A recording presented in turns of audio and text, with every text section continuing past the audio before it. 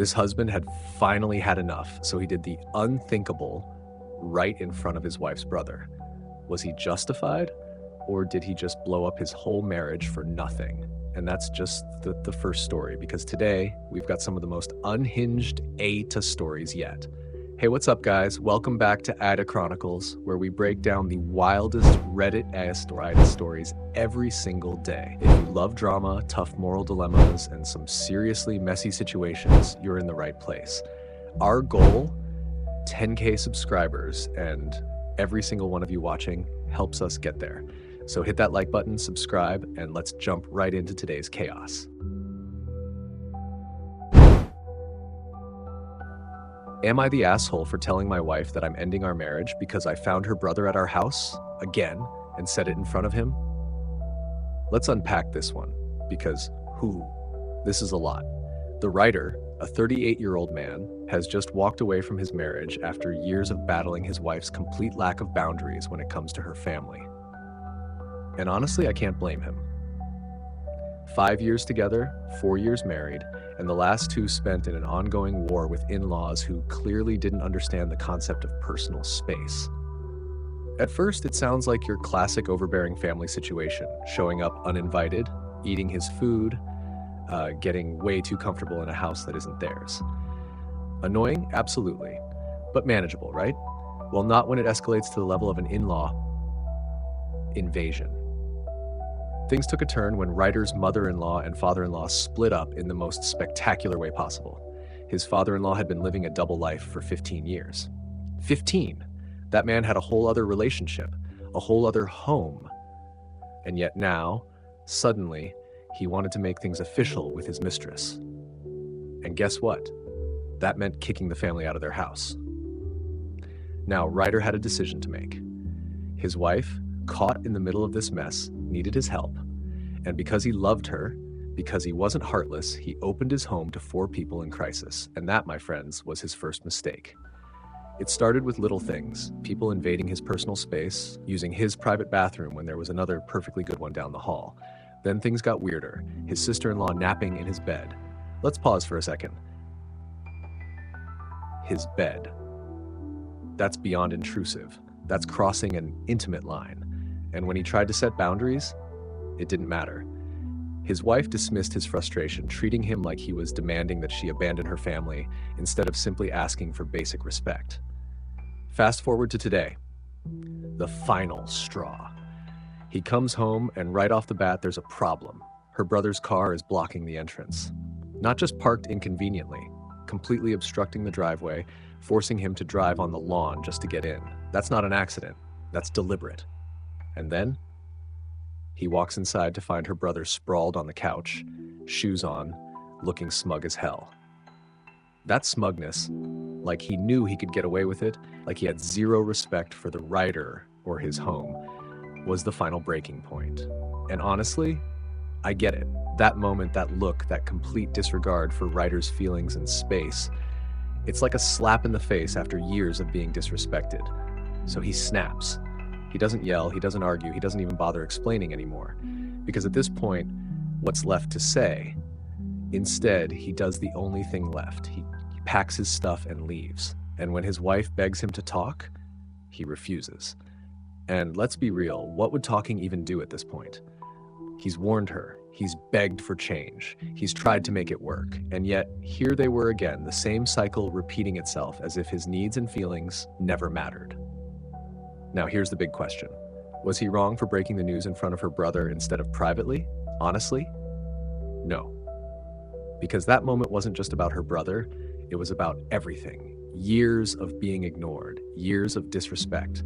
The final straw had snapped, and when that happens, you don't wait for a quiet, respectful moment. You act.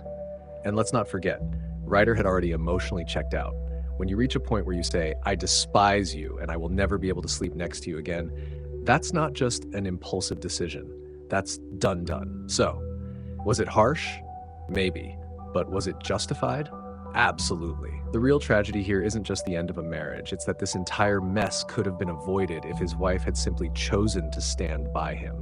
to respect his boundaries, to put her marriage first instead of constantly allowing her family to treat their home like an extension of their own. But she didn't, and now it's too late. What do you guys think? Was Ryder right to walk away the way he did, or should he have handled it differently? Let's talk in the comments.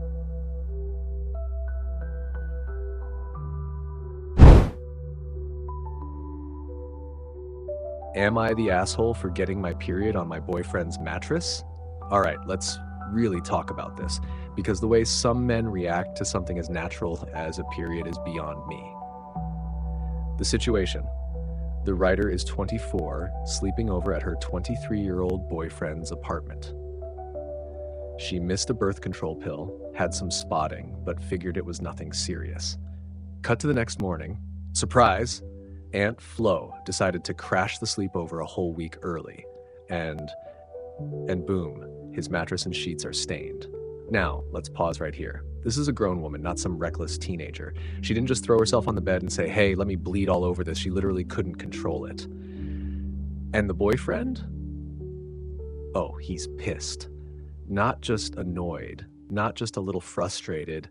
He's full on ignoring her. The boyfriend's reaction. A case study in immaturity. Let's really break this down. This 23-year-old man is sitting there, silent, brooding, acting like Ryder personally set his mattress on fire. And why? Because a biological function happened in his presence? Because his precious mattress got a stain that can be cleaned? Sir, are you okay? If you're mature enough to have a girlfriend sleeping in your bed, you should be mature enough to handle the possibility that sometimes a period will happen. And let's not ignore this part. Ryder is already working to clean it. She's not just shrugging it off. She feels bad. She's trying to fix it, and she clearly didn't mean for this to happen.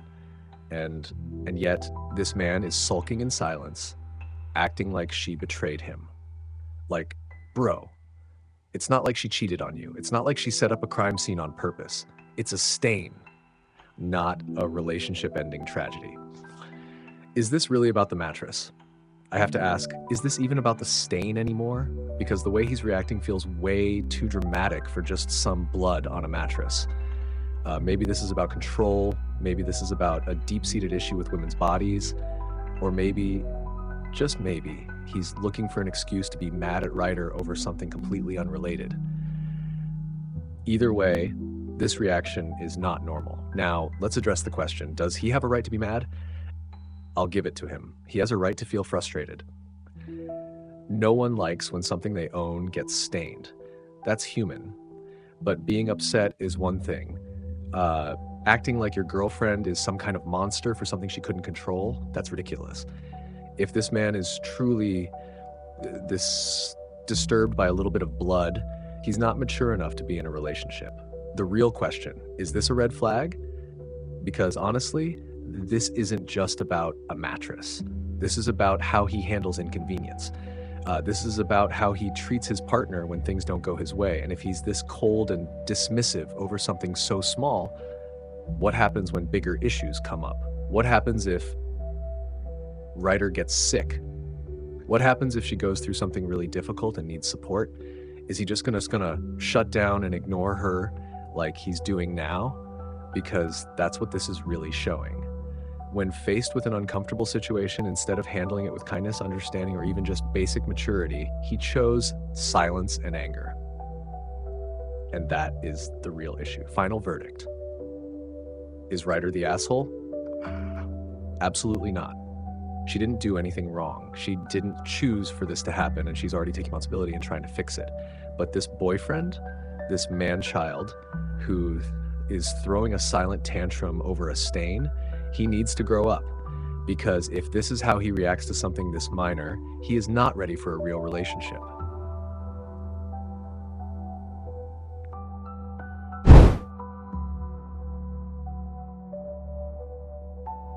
All right, let's get into this because, wow, this is a situation. Am I the asshole for not giving my ex's wife more time with my kids and not including her in IEP discussions? Let's break this down because there are layers to this one. The writer, a 34-year-old mother of 3, shares custody with her ex-husband, A man who, let's be honest, checked out of family life a long time ago. This isn't some bitter divorce story filled with drama and betrayal. Nope, the marriage ended because he turned into an absolute workaholic. And I'm not talking about a guy who just put in a few extra hours here and there. We're talking about obsessive levels, sleeping at the office, skipping major family events, and working through his own children's birthday parties. I mean, come on. The man missed his mother's 60th birthday because he was too busy organizing paperwork on the floor. That's not just dedicated to work. That's detached from reality. And here's the kicker. He never denied it. He straight up told Ryder that he had no intention of changing. He was fine with being absent. Heck, he was willing to have more kids while still refusing to be a present husband or father. Excuse me, sir. So Ryder walked, and good for her. Now on to custody. Initially, a judge granted 50-50 custody, but that was a joke because this man was still never home. His own family, his parents and siblings, ended up caring for the kids during his time. Eventually, reality caught up, and even he had to admit he couldn't handle it. So his custody dwindled from 50-50 to every other weekend, and then even that was too much for him. Now he gets them 1 weekend a month. That's 12 weekends a year. And what's wild is that this isn't even a deadbeat dad trying to hold on to the illusion of involvement. He willingly stepped back. He made it clear this was what he wanted. And while it's tragic that the kids only have a once-a-month dad, at least there's no false hope. Then enters the new wife. She married this man a year and a half ago, and for some reason she thought everything about his non-existent parenting was going to change. Oh, honey, no. A month after they tied the knot, she called Ryder, confused. Why weren't the kids living with them more? She wanted them for the week. And I have to wonder, what exactly did he tell her? Did he forget to mention that he only sees his kids 1 weekend a month? Or did she just assume she could change the arrangement? Either way, Ryder shut that down fast. Talk to your husband about the schedule. Click. Beautiful. But new wife was persistent. She tried again.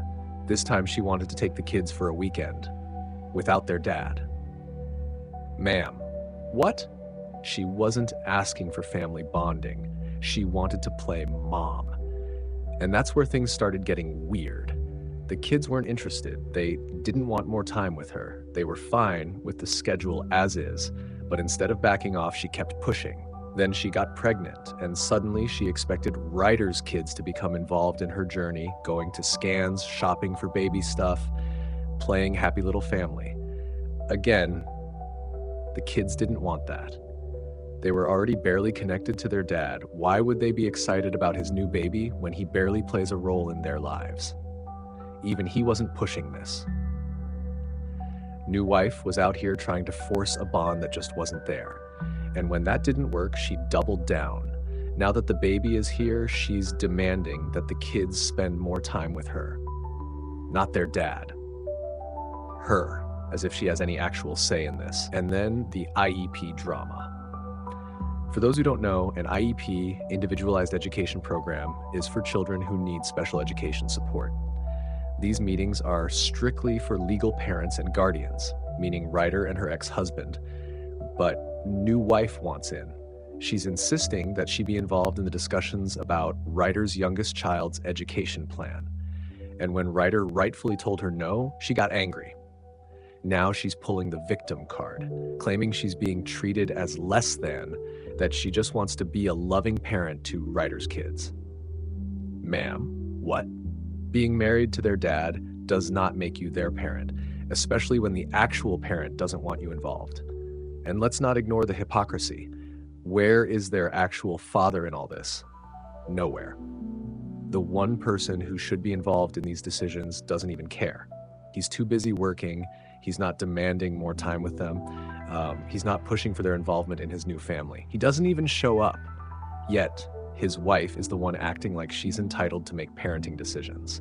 And now, after being repeatedly ignored, she's angry.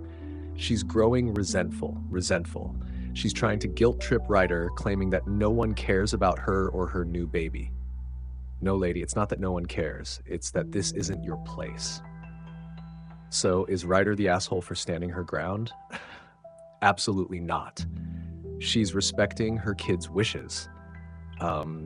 They don't want more time with this woman. They don't want to be involved in her family plans. They don't want to be pushed into bonding with someone they barely know. And honestly, the biggest red flag here is that she's ignoring the kids' feelings. A step-parent should be someone who supports the existing family dynamic, not someone who tries to force their way in where they aren't wanted. So, Ryder, you're doing the right thing. You're protecting your kids, you're keeping their best interests in mind, and you're not letting someone who has no legal right to them overstep boundaries.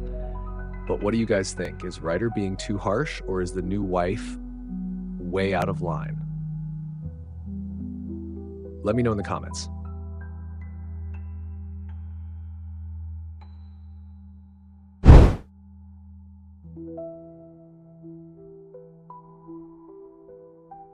Am I the asshole for refusing to drive my brother to his own wedding after he told his fiancée I'm too unstable to be a bridesmaid? All right, let's unpack this absolute mess, because wow. So the writer, 22F, has been ride or die for her brother Liam, 28M, throughout his entire rushed engagement. She helped pick out the ring, listened to his endless freakouts over wedding details, and even sat through his fiancée Charlotte's meltdown over napkin colors. Yes, napkins, because apparently that's a crisis. And on top of all that, Ryder was supposed to be a bridesmaid. She had the dress, the shoes, she was in the group chat, dealing with all the Pinterest spam and bride vibes nonsense. She was all in. Then, out of nowhere, Charlotte calls her crying. Of course she is, and drops this bomb. Liam said you've got too much mental health stuff going on, and he's worried you'll cause drama. Excuse me? Let's pause here. Liam, the same brother who leaned on Ryder for everything wedding related. The same guy she supported through his stress, doubts, and entire planning process. And now, suddenly, she's too unstable to be part of the wedding? Ryder admits she's had a rough year, breakup, therapy, anxiety, and depression diagnosis. But she's been doing the work. She hasn't caused drama, hasn't made anything about her, hasn't been a problem. She's been chill. And yet Liam decides to throw her under the bus. And what's worse, he didn't even tell her himself. No, he let Charlotte do his dirty work because he knew it was messed up. But Ryder, she doesn't explode, she doesn't argue, she just accepts it and moves on. Then comes the audacity. A few days before the wedding, Liam casually texts her like nothing happened. Hey, best man's sick. Can you drive me to the venue? Are you kidding me? This man uninvited his own sister from the wedding party, called her unstable, and now he wants her to chauffeur him to his big day? No apology, no acknowledgement, just a casual, hey, drive me? So Ryder hits him with the absolute perfect response, nah, I'm too unstable to drive, wouldn't want to cause a scene. And honestly, iconic. But now, the family is in an uproar. Now she's being petty. Now she's immature. Now she's supposed to be the bigger person for his big day. Oh, but where was this energy when Liam was talking behind her back? Where was the outrage when she was kicked out of the wedding party for no reason? And this is what kills me. Why is it always the person being disrespected who's expected to take the high road? Why is Ryder the one who has to eat the insults, smile, and still show up like nothing happened? This isn't even about the wedding anymore. It's about basic respect. Liam devalued his sister, used her struggles against her, and still expected her to show up for him. So, is Ryder the asshole for saying no? Absolutely not. But what do you guys think? Was this just sibling drama, or is Liam completely out of line? Let's hear it.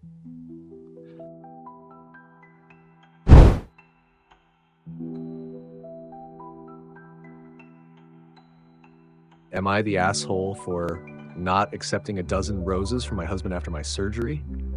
All right, buckle up, because this one is a roller coaster of emotions, and not the fun kind. So Ryder had to go through a lumpectomy, a procedure to remove a tumor from her breast due to cancer. Let that sink in for a second. Cancer. One of the scariest words anyone can hear.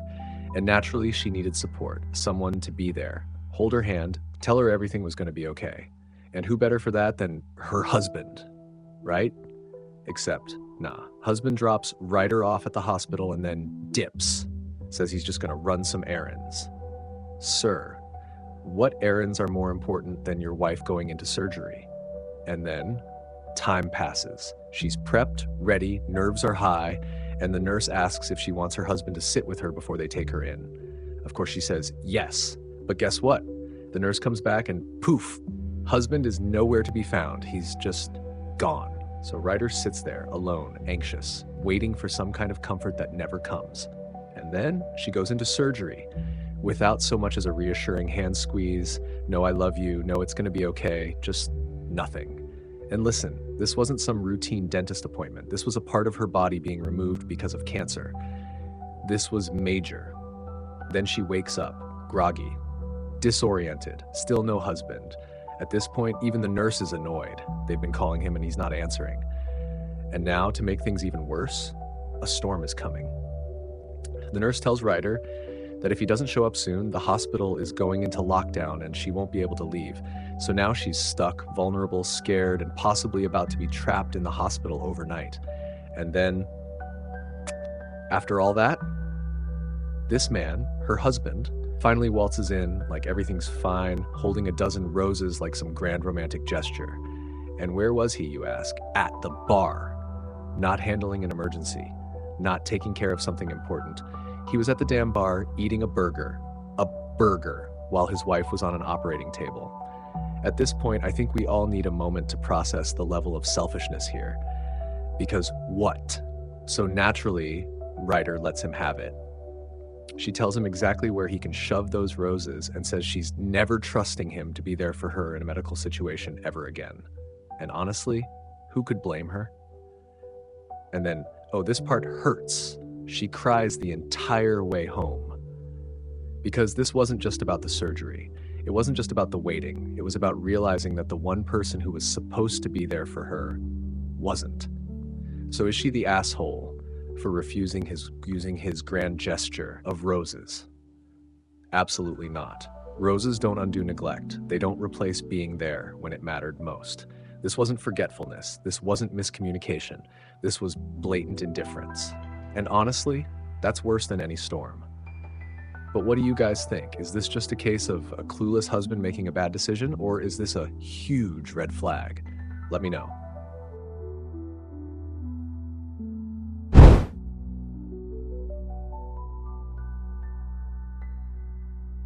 Am I the asshole for calling out my mother-in-law at a family gathering after overhearing her trashing me?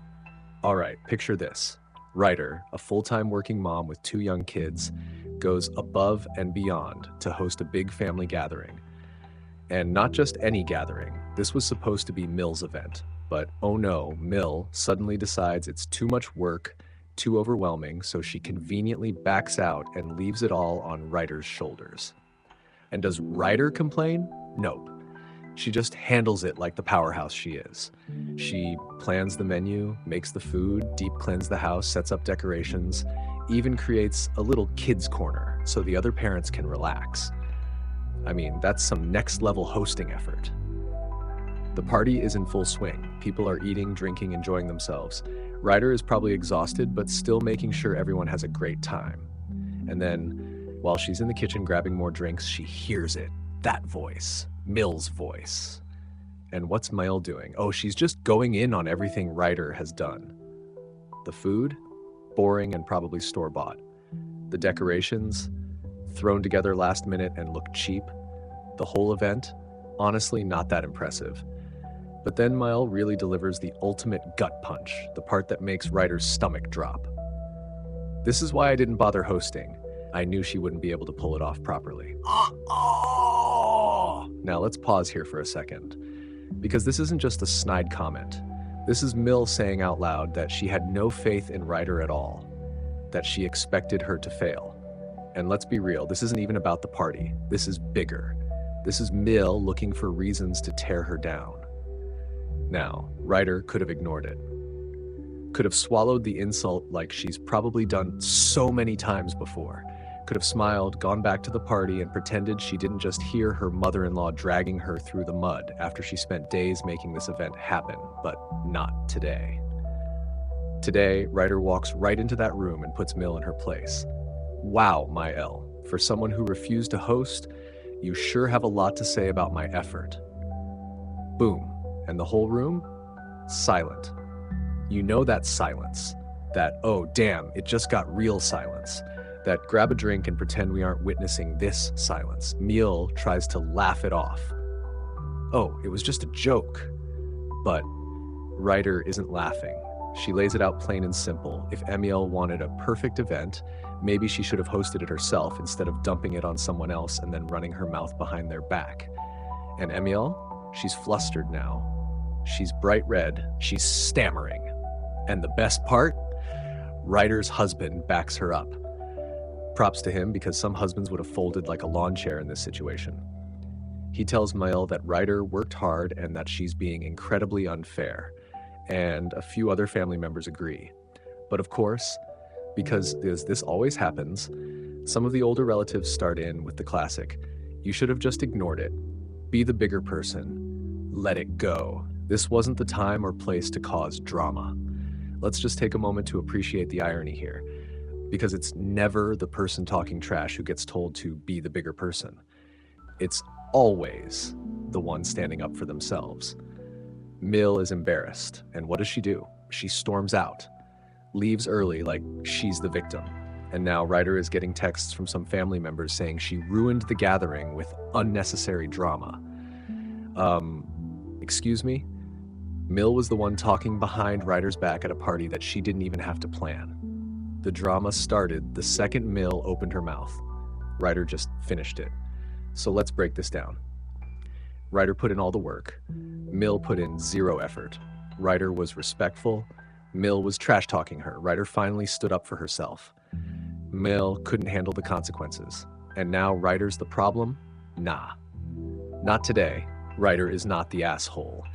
In fact, I'd argue Amael got exactly what she deserved. But what do you guys think? Should Ryder have let it go for the sake of keeping the peace? Or was this a long overdue moment of justice?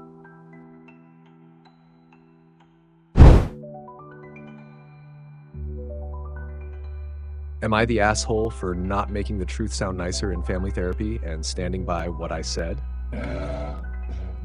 All right, Ryder, let's 17, has spent most of the length being shuffled their life, being shuffled around like an afterthought. Their mother died when they were just 4, and instead of stepping up, their dad, crushed by grief, sure, but still a parent, decided he couldn't handle it and shipped Ryder off to live with their grandparents. Now, let's be real for a second. That had to be devastating. 4 years old, just lost your mother, and now the one remaining parent you have, he's gone too. Not completely, but close enough, visiting once a week when he felt like it, while the actual parenting fell to the grandparents. And at that age, Ryder was probably still hoping, still waiting for Dad to come back to say he was ready to be a parent again. But he didn't. Then, when Ryder was 8, Dad moves away. Poof, gone. No idea when he's coming back, and he doesn't. Not for 2 years. 2 whole years. That's forever for a kid. And when he does return, guess what? Suddenly he wants Ryder back. Except, by then, Ryder's a different person, and their dad, he's a stranger. And here's where things get even messier, because Ryder isn't just expected to move in with their dad. There's a whole new family waiting. Dad's got a fiancée, she has a kid, and apparently, just like that, Ryder's got a new mom and a new brother. And let's just stop for a second, because what kind of logic is this? You leave your kid for years, then swoop back in and expect them to just slot into this picture-perfect family like nothing ever happened? Like Ryder's whole life before this doesn't count? The grandparents fight to keep Ryder, and they're absolutely right to do so. But Dad isn't having it. He drags Ryder through a court battle, ignoring every plea that they don't want to live with him. Eventually, the judge decides that legally, Ryder has to move in with him. And what happens next? Exactly what you'd expect. Ryder is miserable. Dad's wife tries to force a relationship, wants to play the perfect mom role. She tells Ryder what to do, how to act, even who to be friends with. Ryder pushes back, and every time they remind her that she's not their mom, more punishments, more pressure, and then there's the name thing. Ryder had stopped calling their dad Dad years ago. It wasn't out of spite, it was just reality. This man wasn't their dad, not in the way it mattered. But suddenly he wants to change that. Wants to erase all the years of absence and pretend they've been one big happy family all along. And it doesn't work. Ryder fights back. Refuses to accept a family that was forced on them. Their grades slip, their mental health suffers. Eventually, their grandparents fight for custody again, and this time, finally, Ryder gets to go home, but at a price. They're forced into family therapy with their dad until they turn 18. And at first, Ryder doesn't say much, doesn't see the point. Until one day, the therapist basically dares them to be honest, and oh boy, Ryder delivers. No sugarcoating, no softening the blow, just the raw, unfiltered truth. They stopped wanting a relationship with Dad years ago. His wife was never their mother. This whole forced family dynamic was selfish, done for their own satisfaction, not Ryder's well-being. They ignored Ryder's feelings, ignored their words, and now they want to act shocked that the damage is irreversible? And let's talk about that final gut punch. Ryder doesn't just reject their siblings either. They point out that if those kids are hurting, it's because their parents created this mess. They refuse to listen. They tore Ryder away from their real home, their real family, all so they could complete their new happy picture. And that picture? It was never real. So yeah, Dad didn't see it coming. His wife, she wasn't even surprised, just offended. And instead of facing the truth, what do? They scold Ryder for being too harsh. Seriously? They force Ryder into a life they never wanted, ignore their feelings at every turn, and now that Ryder finally speaks up, they have the audacity to say the truth should have been kinder? Nah, let's get something straight. Ryder doesn't owe them kindness. They owed Ryder love, respect, and a choice in their own life, and they failed. So is Ryder the asshole? Absolutely not. If anything, this was long overdue.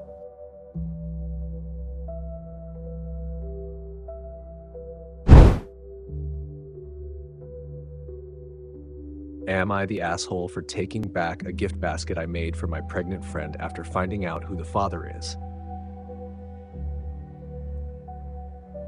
All right, buckle up because this one's a ride.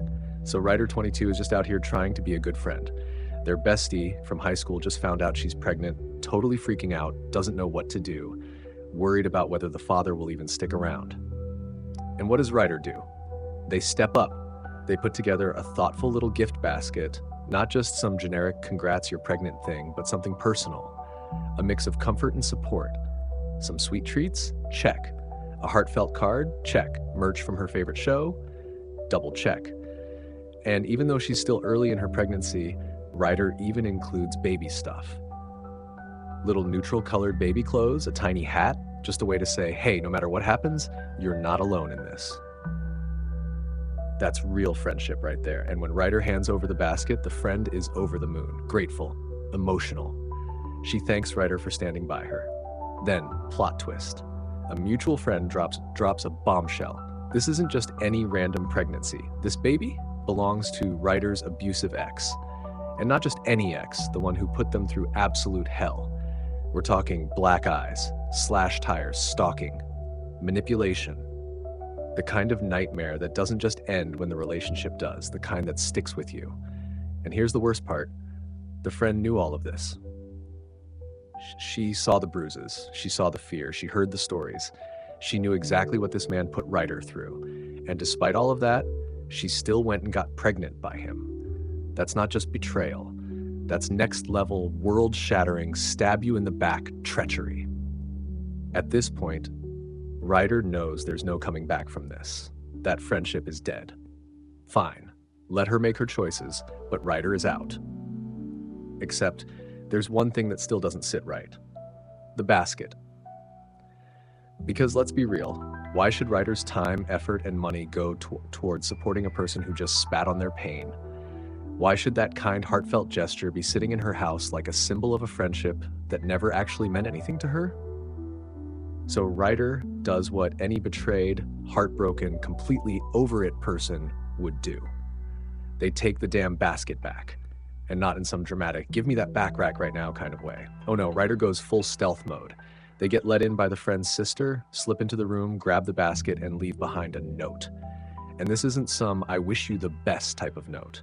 Nope, this is the truth, laid out, no sugarcoating. A message letting her know exactly how deep she cut, exactly what kind of betrayal this was, and exactly how she's bringing a child into a life full of toxicity.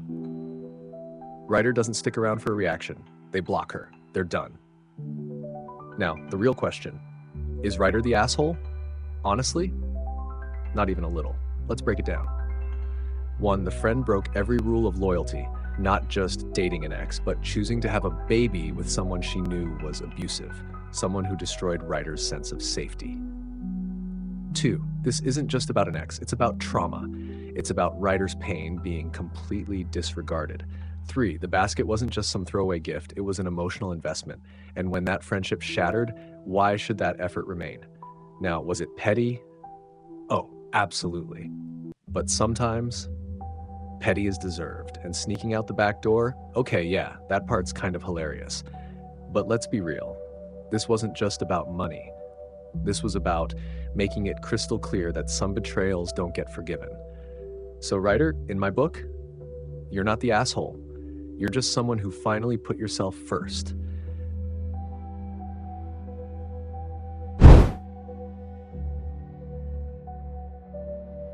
Am I the asshole for agreeing when my mom told me I'm not even trying to make this my new home and telling her I just want to go home?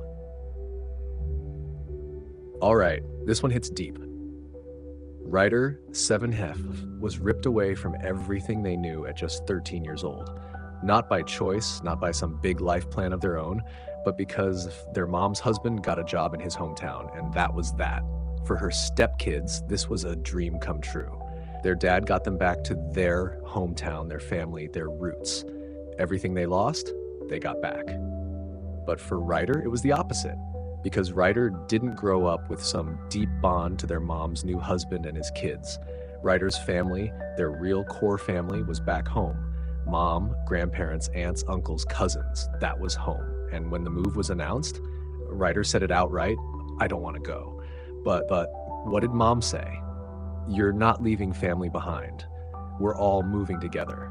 Except that wasn't true. Because Ryder never saw these people as their family, not in the way that mattered. Sure, legally, they're step-siblings. Technically, Mom's husband is a father figure. But emotionally, they weren't home. And what made it worse, Mom's husband got to go back to his people. His stepkids got their people back, and Ryder was the only one who had to give everything up. But fine, no choice, had to move. And for 6 years, Ryder never let go of the idea of going back. While Mom tried to sugarcoat it with new activities, freedom, and opportunities, none of it replaced the people that really mattered.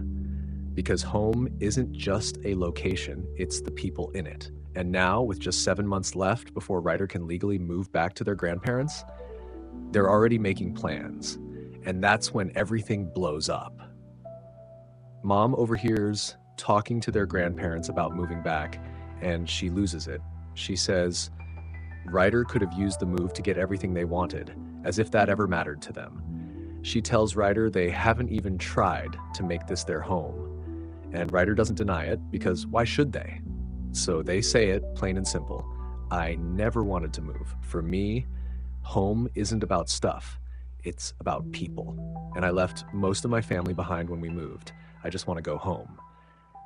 And Mom acts like she's just been slapped across the face. Like Ryder just shattered the illusion she's been clinging to for 6 years. And suddenly it's not about Ryder's feelings anymore. It's about her husband. It's about how he would feel hurt if he knew Ryder only saw him as the guy who made them move. It's about how other teenagers would have been thrilled with all the stuff and freedom she gave Ryder. It's about how Ryder should love her enough to accept this. And there it is, the guilt trip. Because Mom isn't hearing what Ryder is actually saying. She's hearing, you don't appreciate what I did for you. You don't love me enough to be happy here. You're rejecting the life I built for us. But what Ryder is really saying is, this was never my home. I was never given a choice. I miss my real family and I want to go back. And that is not selfish. because Ryder never had a say in any of this. Mom and her husband made a decision that benefited everyone except Ryder. And now that Ryder is finally at the age where they do get to make a choice, they're making it. And Mom can't handle it. So is Ryder the asshole? Absolutely not. Ryder didn't yell, didn't throw a tantrum, didn't disrespect anyone. They simply told the truth. It's not Ryder's fault that Mom built an entire fantasy where everyone was supposed to be happy just because she was. It's not Ryder's responsibility to force bonds that don't feel real. And it's not selfish to want to go back home. In fact, the real selfishness here is expecting a kid to sacrifice their happiness just to make you feel better about your choices.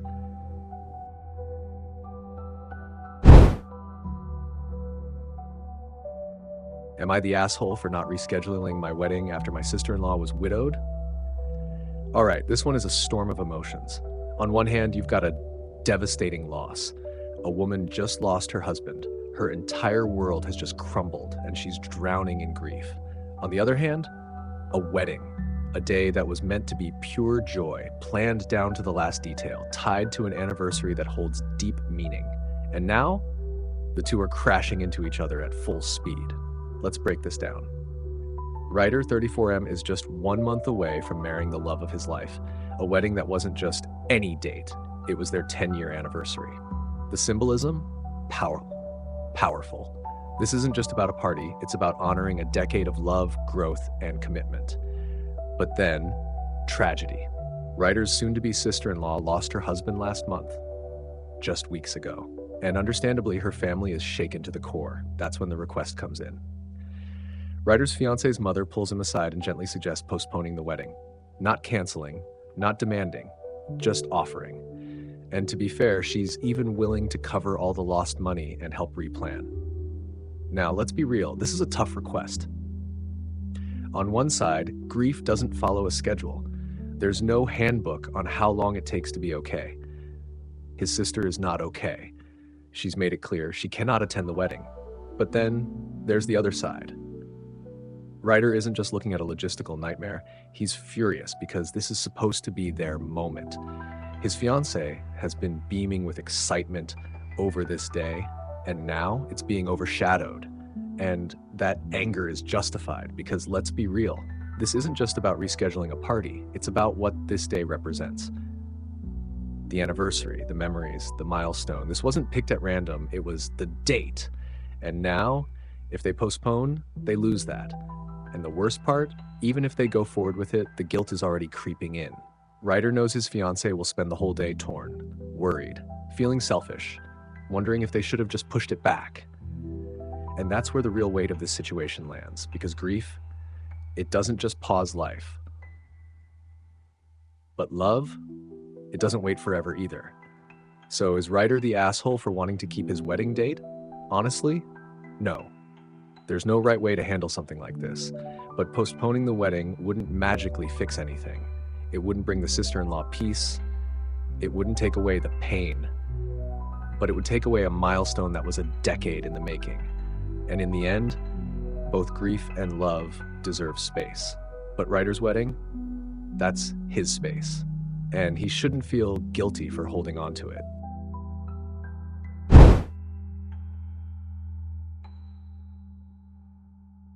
Am I the asshole for refusing to let it slide after my wife called my business a hobby? Oh, this one cuts deep. Building something from the ground up? Blood, sweat, and tears. And when that something is the very thing keeping your family afloat, the last thing you expect to hear is that it's a hobby. That's not just an insult, that's a gut punch. So let's unpack this. Ryder 8M spent years grinding to build his trades business, a business that's not just surviving, but thriving. 5 years in, 8 to 12 employees, awards won, steady growth, and yet in one heated moment, his wife reduces it to a hobby. Now, context is important here. This isn't some guy tinkering around in his garage. This isn't an Etsy shop with 2 sales a year. This is a fully operational company, one that survived disasters. Because let's not forget, year 3, fire wipes out the service trucks. Year 4, his wife gives birth and battles severe PPD. Year 5, still clawing his way back from the worst year of his life. And through all of that, he kept the business going, kept the money coming in, kept his family afloat, and yet none of that seems to count. Let's talk about the moment it all came crashing down. Ryder reaches out to his wife about an important tax document, a normal conversation, right? But suddenly, things escalate. His wife snaps, overwhelmed, frustrated, and then, boom, your hobby business. And listen, words matter. If she had just said, I'm stressed, I can't deal with this right now, that would have been one thing. But calling the business a hobby, that's deliberate, that's dismissive, that's meant to cut deep. And it did. Ryder, despite everything he's endured, doesn't lash out. He doesn't yell. Instead, he calls it out for what it is. Unnecessary, inappropriate, hurtful. And how does his wife respond? I just called it a hobby. You're reading too much into it. Oh, come on. That's like someone slapping you in the face and saying, what? I just tapped you. She knew what she was saying. She knew what it meant. And then when pressed, she doubles down. I'm allowed to express my frustration. It's not my job to manage your feelings. Okay, but it's also not okay to belittle someone's life's work just because you're frustrated. Here's the real issue. This isn't just about one offhanded comment. This is years of sacrifice being ignored because Ryder is stuck in a no-win situation. If he works late to keep the business running, she complains he's never home.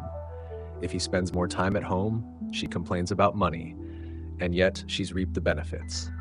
She got to stay home with the kids for a year. She has a job within the business because she couldn't find work elsewhere. The bills are paid, and yet somehow none of that counts. So, is Ryder the asshole for refusing to let this go? Absolutely not. At the end of the day, this isn't about one word. It's about respect. Ryder isn't asking for a medal. He's not expecting a parade, but he damn sure deserves basic acknowledgement that what he's built matters. And if his wife can't see that, that's a much bigger problem than one argument.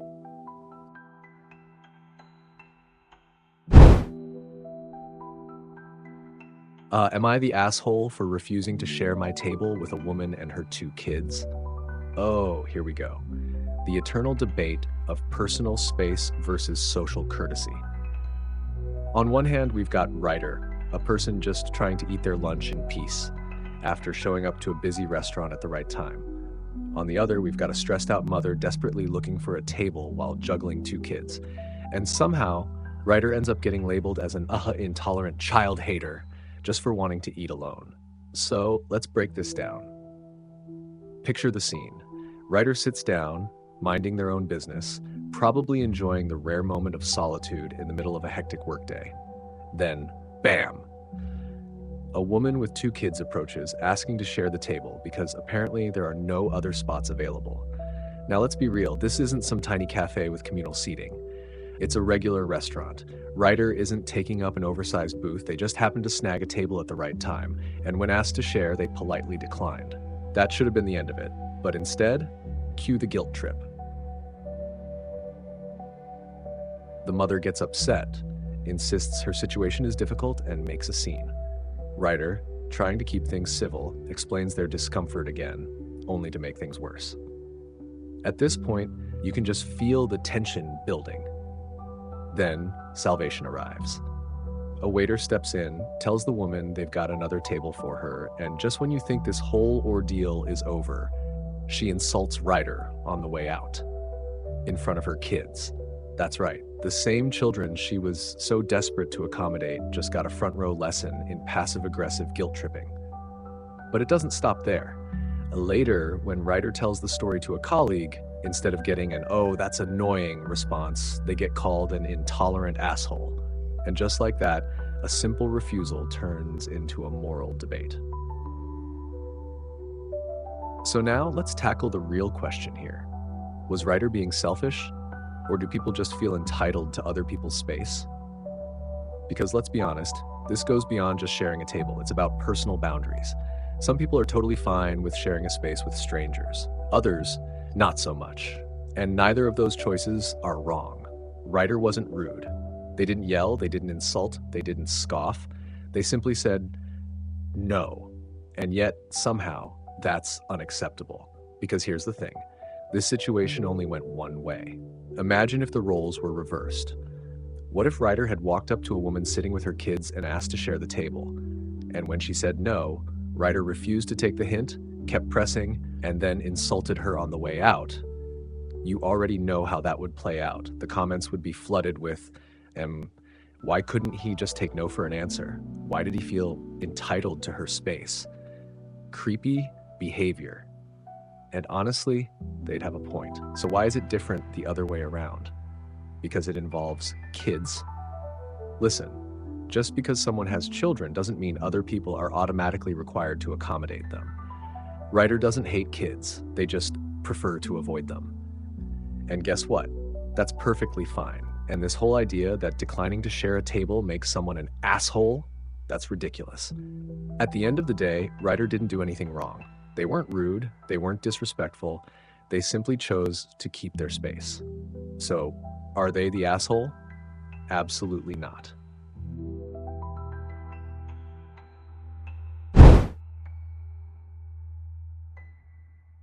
Am I the asshole for refusing to wear pants and long sleeves to pick up my son? All right, let's dive into this culture clash of the century. So, Ryder and their wife moved from Seattle to a small town in Texas. Now, if that sentence alone doesn't tell you there's going to be some drama, I don't know what will.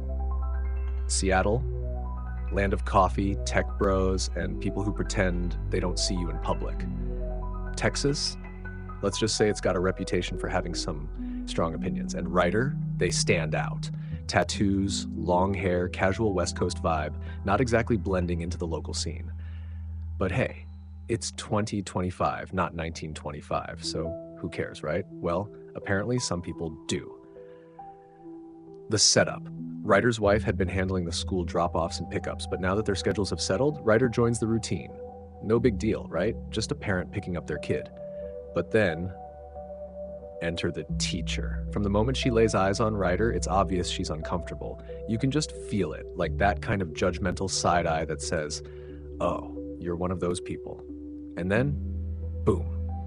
She hits Ryder with, can you cover up your tattoos? They're off-putting. Excuse me, what? The dress code, excuse. Now, let's get one thing straight. Ryder was wearing a tank top and shorts. Perfectly reasonable for Texas heat. Not inappropriate, not offensive. But suddenly this grown adult, a professional educator, is personally disturbed by the mere sight of tattoos in the year 2025. And her excuse? The school dress code. Yeah, no, that's for students. Ryder isn't enrolled in kindergarten. They're literally just a parent picking up their kid. If a school can't dictate what a mom wears to pick up her child, they sure as hell can't dictate what a dad wears either. But here's the kicker. This wasn't about dress codes. It was about control, about making Ryder conform. Ryder says no, and that's where it gets messy. Ryder rightfully refuses. And the teacher? She doubles down. She pushes the issue again, like she just can't believe someone is telling her no. Like Ryder's entire existence is an inconvenience to her personal beliefs. Ryder and their wife shut it down. They make it clear that they won't be changing the way they dress for anyone, that their child still needs to be picked up, and if the teacher has a problem, that's on her. Honestly, good for them. The family drama, because of course, there's more. Now, here comes the plot twist. Ryder tells their mom about it, and what does mom say? Just go with it. Stop being a pain in the ass. Ah, yes, the classic keep the peace argument. The whole why make waves, just blend in and avoid trouble. But here's the thing, why should Ryder have to change? For what? To make other people comfortable? To avoid offending people who chose to be offended? Nope, that's not how this works. Let's be real here. If this teacher had any real argument, she would have led with it, but she didn't, because this wasn't about actual policy. This was about perception. She saw tattoos and long hair and thought, not a good parent.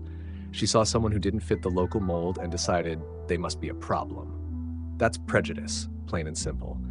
If a tank top and some tattoos are enough to make a grown adult uncomfortable, that says a hell of a lot more about her than it does about Ryder. So, is Ryder the asshole? Absolutely not. They weren't rude. They weren't inappropriate. They weren't breaking any rules. They were just existing in their own skin. And if someone can't handle that, that's their problem, not writers.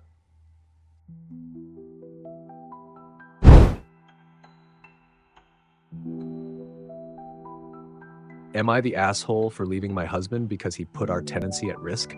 This is beyond just a relationship issue. This is a full-blown survival situation. All right, let's break this down. The backstory, a tough beginning.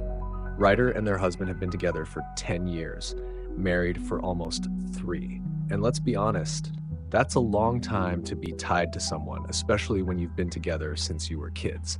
But it hasn't been an easy road. Before this whole mess, Ryder, their husband, and his parents were literally homeless, living in tents. Let that sink in for a second. They went from fighting to survive in tents to finally getting a government-subsidized home, a roof over their heads, stability, a fresh start. But instead of leaving the past behind, it followed them. The in-laws, a nightmare house guest situation. Ryder's Phil had a tragic accident that left him in the hospital for 3 months. And when he got out, he had nowhere to go. So, being the decent people they are, Ryder and their husband let him move in. They didn't want him back on the streets after everything he'd been through. But here's where things spiral. Because Mill, mother-in-law, was never supposed to stay. She wormed her way in. Slowly at first, coming and going, but now she's fully entrenched. And the worst part, she's a drug addict. Not just a casual user, not just someone with a past. No, she is actively doing methadone inside their home. And if that wasn't enough, she overdosed in their bathroom. Let me say that again. Ryder found Mill overdosed on methadone inside their home. And what did Ryder's husband do? Nothing. No action, no urgency, no real concern. The breaking point, the tenancy breach. Now, let's talk about the housing situation. This isn't just some minor inconvenience. This isn't, oh, the house is getting crowded. No, this is illegal. They live in government-subsidized housing, which comes with strict rules. Their unit only meant for 2 adults. They signed a contract agreeing to that. And now, because they ignored that rule for 4 years, they're facing eviction. The first warning came on March 7th. They were given 14 days to fix the situation. Did anything change? Instead, their landlord gave them an extension until the next inspection, which happens every 3 months. That was a mistake, because instead of using that time to fix things, the husband did what exactly? No packing, no alternative accommodations, no real effort, just empty promises. And now March 21st rolls around, and guess what? They are officially breaking the law. Not just a slap on the wrist rule break. They could all be evicted. Ryder, her husband, even their child, if they had one. And her husband still refuses to act. The final straw, calling the police. At this point, Ryder is done, so they make a decision. They call the police. Now, imagine this moment. The husband has no idea. He's comfortable in his denial, probably thinking this is just another fight that'll blow over. And then police show up at the door. Ryder tells them everything. The in-laws won't leave. They're doing drugs inside the home. They're breaking tenancy laws, the overdose. And the police, well, they do what they can. They separate everyone to hear both sides. But then comes the unthinkable moment. The husband refuses to agree to having his parents removed. Read that again. He chose his parents over his wife. He chose the people actively destroying their home over the person he vowed to build a life with. That's when Ryder realizes the truth. They have no future here. Finally leaving. At this point, what choice does Ryder have? She's been through panic attacks, arguments, police involvement, legal trouble, and yet her husband won't lift a finger to fix it. So, she makes the hardest and most necessary choice. She packs her bags and leaves. Good. For her, she's finally seeing what she deserves. Because, let's be real, this isn't love. Love doesn't force you to live in survival mode. Love doesn't ignore your suffering. Love doesn't make you beg to be prioritized. This is neglect. This is disrespect. This is abandonment. So is Ryder the asshole? Not in a million years. In fact, she should have left sooner. She's not leaving her husband over something petty. She's leaving because he has refused to protect their home, their future, and most of all, her. And to those saying, but they were homeless, they were struggling, they just need time. No, they had 4 years to figure it out. They were given multiple chances, extra time, and still refused to act. At some point, the excuses stop mattering. Ryder deserves peace. Ryder deserves security. Ryder deserves to live in a home, not a war zone. And for those thinking, well, marriage is about compromise, no. Marriage is not about setting yourself on fire to keep someone else warm. So no, Ryder is not the asshole. She's the only one in this mess actually making a responsible decision.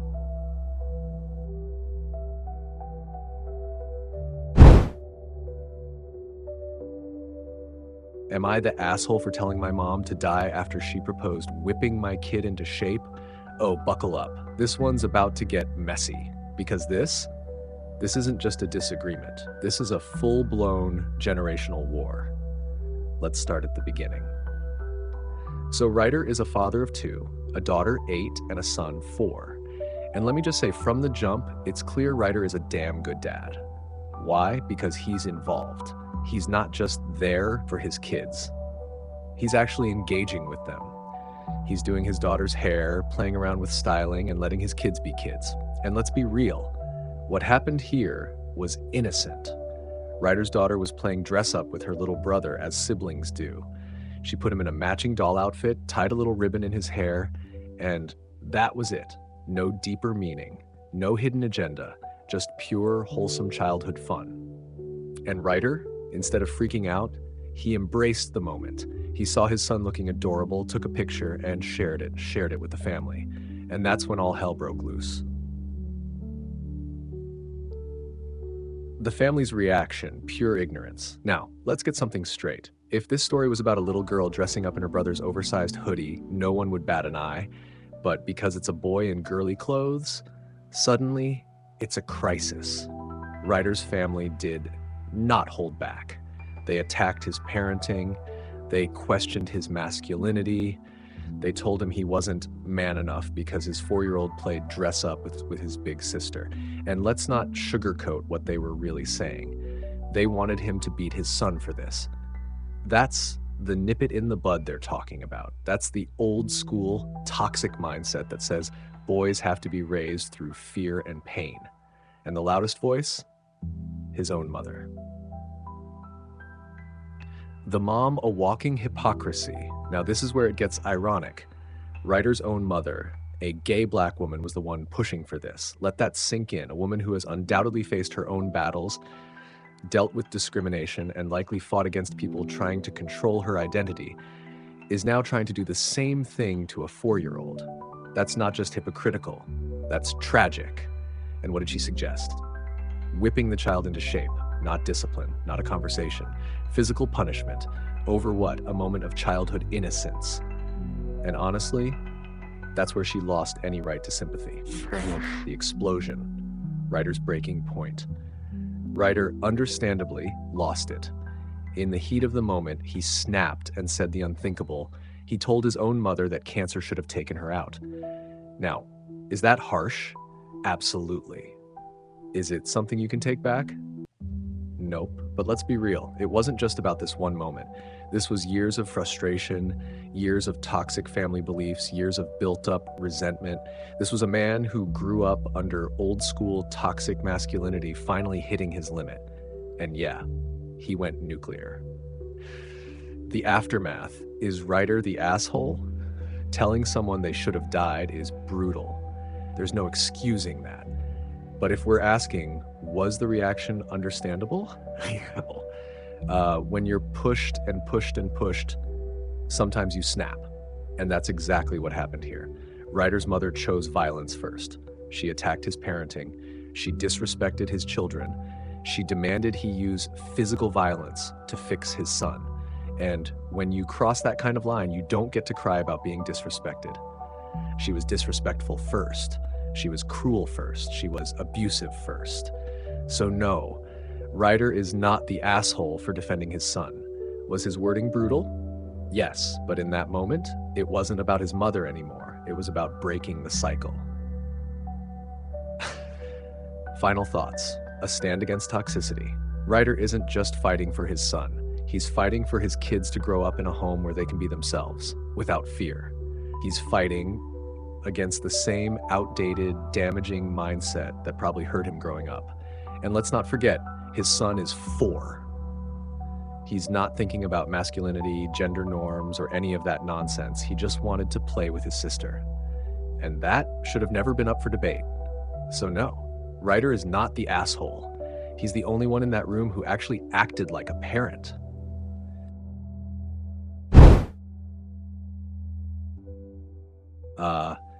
Am I the asshole for telling my ex-husband's mistress that karma is a bitch? Oh, this one is juicy. Because let's be real, this isn't just karma. This is the universe serving a full-course meal of poetic justice. Let's start at the beginning. The writer was married to her cheating, lying excuse of a husband for 2 years. She was pregnant with their first child, probably planning their future together, when, bam, she finds out he's been running around with Jesse. Now let's pause here. 2 years of marriage, a high-risk pregnancy. And this man decided that instead of supporting his wife, he needed a stress reliever. Oh, but it gets worse. He actually had the nerve to say this to her face. I mean, just imagine that conversation. Yeah, babe, I know you're literally growing a human and risking your life, but I just got a little overwhelmed, so I had to go find some comfort elsewhere. But hey, at least I didn't stress you out, right? Are you kidding me? The sheer audacity, the lack of accountability, the absolute delusion. And Ryder, instead of going full scorched earth, which would have been deserved, by the way, she chooses to focus on her baby. She ignores him, refuses to let him drag her into his nonsense, and just tries to survive. But then, tragedy strikes. She loses the baby at 7 months. I don't even have words for that level of pain. Losing a child is devastating enough, but to go through it while being betrayed by the very person who was supposed to be her partner, that's next level heartbreak. And honestly, she should have set his stuff on fire the second she got out of the hospital, but instead she kicks him out, goes to therapy, and starts rebuilding herself. This woman is stronger than most people could ever dream of being. Fast forward, karma comes knocking. Now here's where things take a plot twist straight out of a soap opera. Jessie, the same woman who was with Ryder's husband during her pregnancy, calls her out of nowhere. Why? Because guess what? The same man who cheated on Ryder while she was pregnant, cheated on Jessie while she was pregnant. Oh, the delicious irony. Jessie lost the baby at 3 months, and now she's devastated. And who does she turn to for support? The woman whose life she helped destroy. And get this, her ex actually told her to call Ryder. That man has no shame. None. Not even a shred. But let's really break this down. Jessie wasn't just looking for support. She wasn't just reaching out for comfort. She was hoping for redemption. She was hoping that if Ryder forgave her, she wouldn't feel as guilty about being part of the destruction of someone else's life. And Ryder, she saw right through that. So what did she? She told her the truth. Karma is a bitch. And honestly, that was mercy. Because if this was me, I'd be laughing so hard I'd need to sit down. Jessie calls Ryder, the woman she indirectly helped destroy, expecting sympathy, expecting a shoulder to cry on. Oh, absolutely not. And the moment Jessie realized she wasn't getting the reaction she wanted, she flipped. She called Ryder a bitch and demanded that she forgive her. Excuse me? You don't get to destroy someone's life and then demand their forgiveness like it's an Amazon Prime subscription. That's not how it works. So Ryder did what any sane person would do. She laughed, hung up, and blocked her. As she should. Now, let's address the real question. Is Ryder the asshole? Absolutely not. She didn't seek out Jessie to rub it in her face. She didn't go on some revenge mission to destroy her life. She simply responded to a ridiculous situation with the truth. And for those saying, oh, but you know how it feels to go through this, shouldn't you be kinder? No, because Jessie isn't just a grieving woman. She's also the same person who stood by while Ryder's life was falling apart. Jessie is reaping exactly what she helped sow. And Ryder? She didn't need to be nice or forgiving just to make Jessie feel better about her life choices. Ryder owes her nothing. Final thoughts. A masterclass in letting karma do the work. This wasn't Ryder being petty. This wasn't Ryder being cruel. This was Ryder standing her ground and refusing to let the past drag her back in. And let's be honest, if Jessie had even a little bit of self-awareness, she would have never picked up the phone, but she did. And she learned the hard way that when you build your life on the foundation of someone else's pain, that foundation will crumble beneath you. So no, Ryder is not the asshole. If anything, she's the blueprint for healing, setting boundaries, and letting karma handle the dirty work.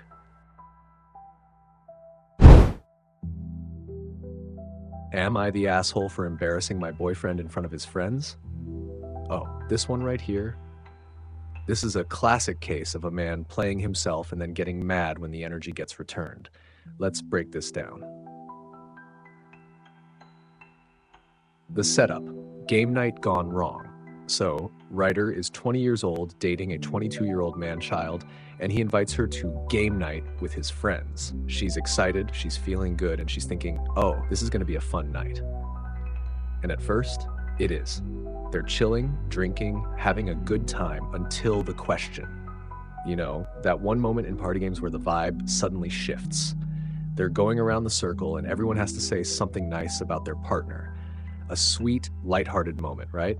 But then, his turn comes. The insult disguised as a compliment. And what does this man say? Ah, man, IDK, she's cool, I guess. Excuse me? Sir, you had one job.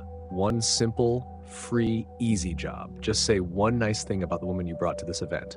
The woman you're dating. And instead, you fumble the bag in front of your whole friend group? Like, what was the reason? And let's not ignore the way he looked around first, like he was checking to see if it was safe to compliment his own girlfriend. What? Did he think his boys were gonna clown him for saying something sweet? Was he trying to look cool? Because let me tell you, nothing looks less cool than publicly downplaying your partner. And the best part? Even his friends called him out on it. Someone even hit him with the, damn dude, that's cold comment. So you already know he fumbled. Bad. Ryder's response, the petty but perfect comeback. Now let's talk about how Ryder handled it, because this is where it gets good. When her turn rolled around, she had two options. One, take the high road and give him a real compliment, making him look like an even bigger fool for his weak response. Two, match his energy and serve him the same cold, flavorless dish he gave her. And she went with option number 2. Yeah, he's all right too, I guess. Oh, that is chef's kiss levels of petty. No yelling, no big dramatic scene, just a simple, straight-faced mirror of what he did. And what happened next? His friends laughed again. And suddenly, he's the one feeling awkward. Oh, but wait, he's not done digging his own grave yet. The ride home, when a man misses the point completely. On the way home, he's pissed. Not because he realizes he embarrassed his girlfriend first, but because she made him look bad. Excuse me? Sir, did you forget that you threw the first punch? He really expected Ryder to just sit there, take the disrespect, and smile like nothing happened, and when she didn't, now it's a problem? The irony is too much. He tried to act cool in front of his friends, and instead he got humbled. And rather than reflect on why his response was trash, he's playing the victim. So is Ryder the asshole? Oh, absolutely not. Let's get one thing straight. She didn't even embarrass him. He embarrassed himself. If he had just said something nice like a normal boyfriend, none of this would have happened. But he wanted to act brand new in front of his friends, and when she gave him the same energy, suddenly it wasn't fun anymore. This isn't just about a game night mishap. It's about how this man views and treats his girlfriend, because the way he got mad instead of apologizing, that's a red flag. Final verdict? Ryder is not the asshole. Boyfriend, 100% the asshole. If this is how he acts over a simple compliment, I'd be rethinking the whole relationship.